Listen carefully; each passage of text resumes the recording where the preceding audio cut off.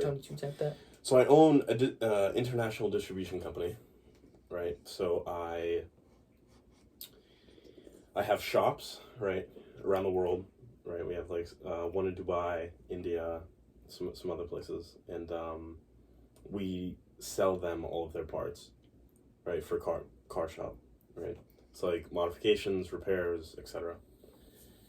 So I started that. Actually, you know what?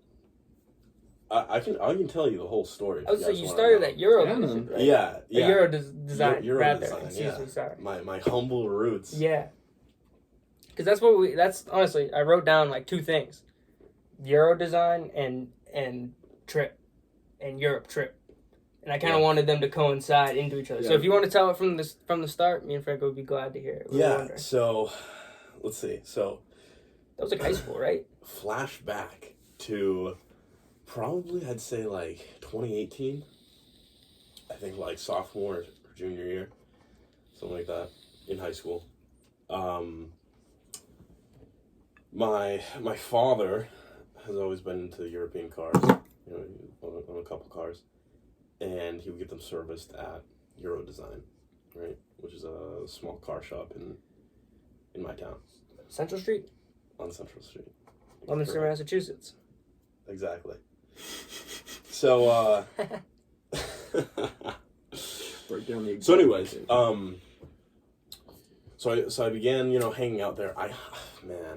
Like, my father was kind of made like the connection because he had, I didn't know this, right? But the gentleman who owns it, we have a running joke that, he's like my father, right? So like if we ever go to like a car event or, to dinner or whatever, Davios, he always introduces me as his son, right?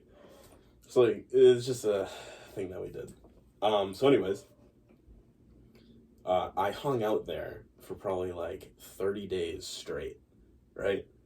30 days. Just hung out? You weren't working? No. I didn't know anything about cars. I just thought cars were cool. I was probably like, I think 16. So like maybe even like a year prior to just like 2016, maybe. So anyways, so I was hanging out there, and I was like, I want something to do. Like, can I do this? Can I do that? I just wanted a job, right? So what I did was, hung out there, kind of just like, clean, swept, busy work that no one else wants to do. And then on like, I swear, I could have counted the days. On like the 30th day, he came to me. His name's Rob. Good guy. And he said, either make yourself useful or don't come back. Right? And at that point, I was like, I'm in. I'm game. I was like, give me things to do 24/7. I'm trying to make some money, So I originally began, running parts, picking parts up, bringing them to the shop, etc., from the warehouse. And then that slowly transitioned to, they also own a dealership. So I would, help out at the dealership. And then when Corona hit, flash forward to, now 2020, we stopped going to school. So I had all this time, and I was like, well, everyone else is stuck in the house, right?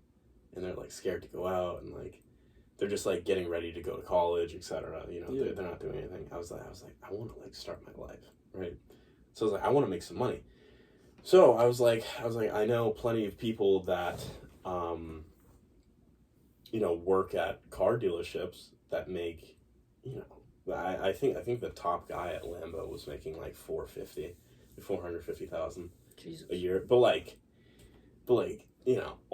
every year, like annually. Because he just has repeat clients. He has the wealthiest people that live in the area. Even some people that live across the country that just, he'll get a better deal if he sells them the car. So, they're loyal, right? There's loyalty. That's the biggest thing. So anyways, so I was like, I want to work. I want to sell some cars. So I got a job in Nashua, New Hampshire. Not many people know this. Guarantee you guys don't know this. in Nashua, New Hampshire, at a Hyundai dealer. And so I was slinging Hyundais, right? Fucking like 6-7 days a week. And like, dude, it was tough. Cause like, no one wants a Hyundai. You know, so like, you really gotta sell. You gotta sell the shit out of that thing. Yeah. Because Chevy's right down the road. You know, or Toyota or whatever.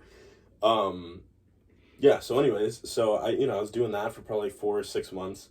And then I was like, something is speaking to me, and it's telling me that I don't fully belong at Hyundai. Right? Like, I had this big dream of, like, like, girls, supercars, yachts, money, club, taking care of my parents. This isn't the way I'm gonna make all this money to do it. So I was like, all right.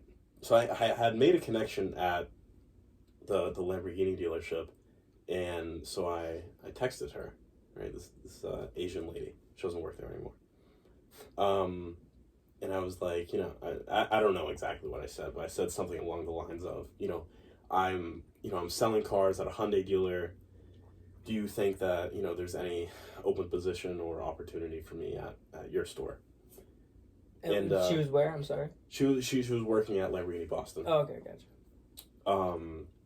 So anyways, so she finally, it was back and forth for probably like a month or so, and I finally got an interview, which extended into me interviewing there for probably like 4 more months with like 11 different people.